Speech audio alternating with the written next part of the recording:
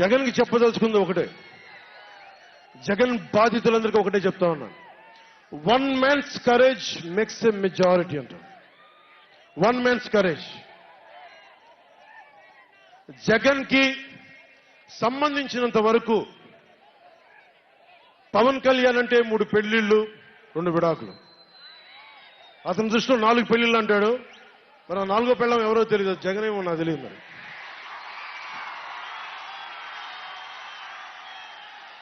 నాకు ఇదే విసుగొస్తుంది. జగన్ లేని 4వ పెళ్ళవుటే నువ్వేరా.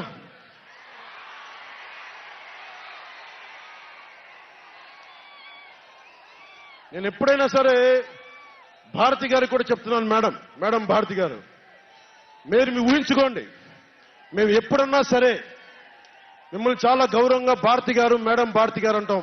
మీ ఆయన ఇంత నీచంగా ప్రవర్తించినా కానీ, చంద్రబాబు గారి సతీమణి కానీ, నియోజకవర్గంలో ప్రతి ఒక్కరిని ఇబ్బంది చేసినా కానీ, నా ఇంటి సతీమణి అన్నా కానీ పెళ్ళాలను సంబోధిస్తాడు.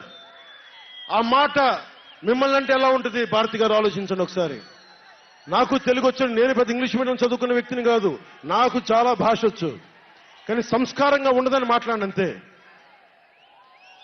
జగన్, నీకు సంబంధించినంత వరకు నేను 3 పెళ్లిళ్ళు 2 విడాకులు. పవన్ కళ్యాణ్ అంటే జగన్ చెప్తున్నా విను. పవన్ కళ్యాణ్ అంటే ఆంధ్రప్రదేశ్ ప్రజల భవిష్యత్తు. పవన్ కళ్యాణ్ అంటే ఈ దేశపు యువత కాలంలో.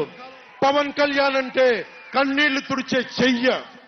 పవన్ కళ్యాణ్ అంటే అర్ధరాత్రి పరిగెత్తుకుంటా వచ్చి ప్రాణాపాయంలో ఉన్న 108 అంబులెన్స్. పవన్ కళ్యాణ్ అంటే ఆడబిడ్డలకి రక్షణగా ఉండి చేతికి కట్టే రాఖీ.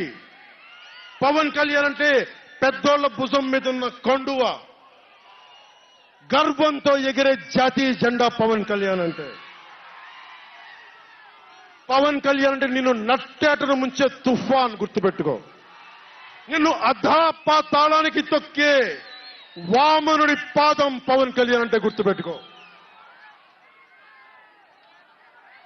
ఇందాక చెప్పాను కదా, ఒక్కడి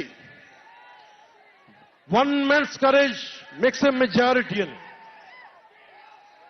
ఒక అర్ధరాత్రి కికారణ్యంలో అడవులు, సింహాలు, పులులు, తోడేళ్లు, గుంటనక్కలు తిరిగే చోట ఒక్కడు వెలిగించిన కాగడ అడవిని జయిస్తుంది.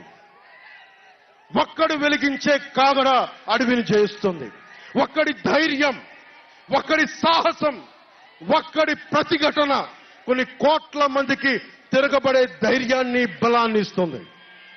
మహాత్మా గాంధీ, అల్లూరి, నేతాజీ, బాబాసాహెబ్ అంబేద్కర్ ఇలాంటి మహానుభావులు ఎందరో స్ఫూర్తిని తీసుకొని వారి అడుగు జాడల్లో నేను ఒక్కడినే 2014లో ఒక గొంతుకెత్తాను, ఒక్క అడుగు ముందుకేశాను, ఒక్క ప్రతిఘటన చేశాను, ఒక్క యుద్ధం మొదలుపెట్టాను. అది 2024కి.